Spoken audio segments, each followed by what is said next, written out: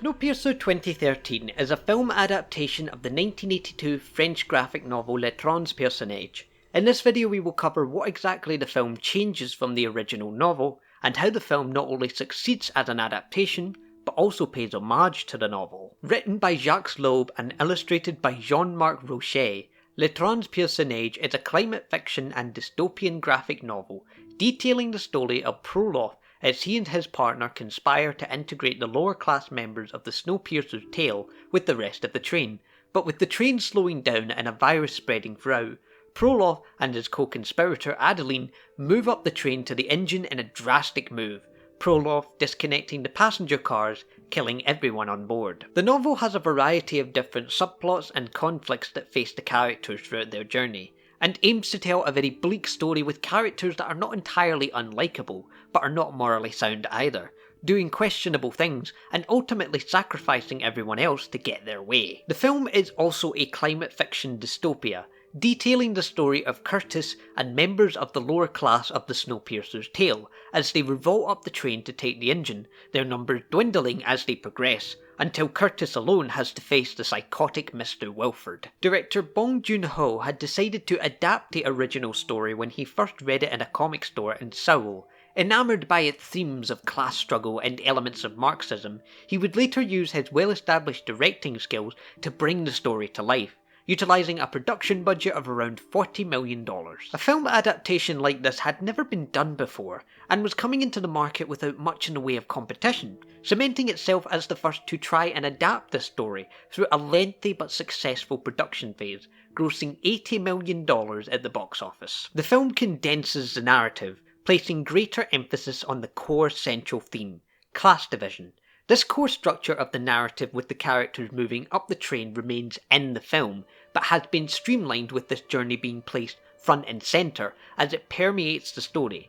As such, time constraints play a huge role in shaping what remains within this story, with only 2 hours to bring character arcs, story and theme to a satisfying conclusion. The film wastes no time in establishing that the people who live in the tale are desperate to leave and want to seek a better life. From start to finish, the journey up the train is a race against time, with the novel spending more time in that lead up to Proloff's eventual journey and climatic finale. With that aspect of class division, the film establishes from the get-go that the tale are entirely on their own, with no help from up train, which was a big divergence from the novel, with Aidan below in the novel acting as a tale sympathiser, conspiring with Proloff from the rich parts of the train. This change only strengthens the audience's connection to Curtis and his allies, as the conflict they face is a far more helpless one in comparison to the novel. These characters drive the story, and the decisions they make shape the journey, with the film having only 2 characters that share intertextual similarities with the novel. Curtis, based off Proloff, represents the collective desire for the freedom from inequality of the lower class.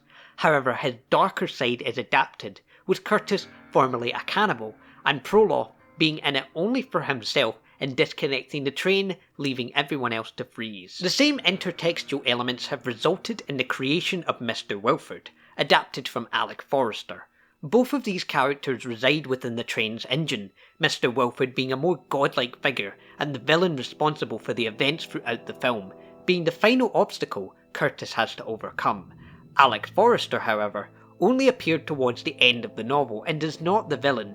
This is the case of a character being completely reshaped from the basis of its role within the original story, and, as we believe, has been made better within the adaptation, as Wilford is far more interesting and far better for screen than Alec Forrester ever could be. Narrative-wise, Curtis and Wilford represent that central theme of class division far better than Proloff and Alec ever did, as they are vessels for the wider battle of their 2 respective sides, the rich and poor, ticketed and non-ticketed passengers. It's these exact systems that got the world of Snowpiercer into the very situation of an uninhabitable Earth. The original novel is far more bleak, and whether intentionally or not, this is only reinforced by the lack of colour in its pages, with the film having the advantage of screen on its side. A blockbuster production with a devilishly unpredictable plot, placing emphasis on its production elements to set the tone and visual style of its atmosphere, the tale section being dark,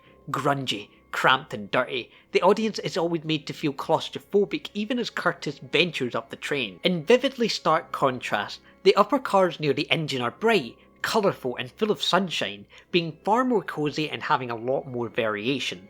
The aquarium car being one such unique location that appeared for only a moment in the novel. Bong Joon-ho has now made it into an important transitionary scene and a major turning point within the film, again paying homage to the original and expanding upon it in ways that are new and fresh. With the streamlined narrative comes the biggest change from the novel, and that is the film's emphasis on action, creating an intense struggle that opposes Curtis. This does not make the novel any less tense, however, as it is the nature of film as a medium that allows us to visually gauge pacing and see fights play out in real time through choreography and editing. All of these elements come together to add to the main theme of both the novel and the film, which is class division. The divide between the two classes is full of semiotics pertaining to Marxism, taking a very deep dive into how that affects the people on board, especially Curtis, revealing that he was a cannibal in the early days, attacking and eating people, and showing that he is not the hero everyone truly thinks he is, but a flawed person doing the right thing. You know what I hate about myself? I know what people taste like. This allows the audience to connect with Curtis more than Proloff, as we know he isn't a perfect human being. He feels like a three-dimensional character with flaws, thrown into a system he didn't want to be in and forced to survive. As like I said, that narrative aspect of being desperate to get out of poverty is established from the get-go. It offers a chilling reflection of what most normal and civilised people would likely be reduced to if they found themselves in the same situation, where survival comes first, even at the cost of morality. The class struggle is present within the novel, but is less prevalent, acting as an inciting incident that takes Proloff on his journey, becoming less important as the story goes on.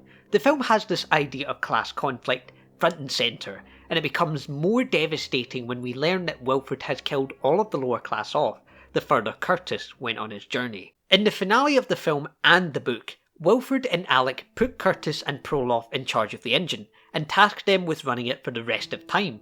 This piece of intertextuality pays homage to the original story, and is reflective of the director's love for it. Still looking to adapt it, however, the two endings could not be more different, with the film crashing the train and the novel leaving Proloff on his own without anyone. Overall, Snowpiercer 2013 adapts Letron's personage brilliantly, adding to the story the novel told, while taking out what was not needed from the original to better work as a film. It is an action-packed and intense story that takes the best elements of character, narrative, pacing, theme, and intertextuality, combining them to make a riveting but ultimately reflective piece of work that in the end of the day makes us aware of how some of the systems we create and live in affect both the environment and the people around us. Thanks for watching.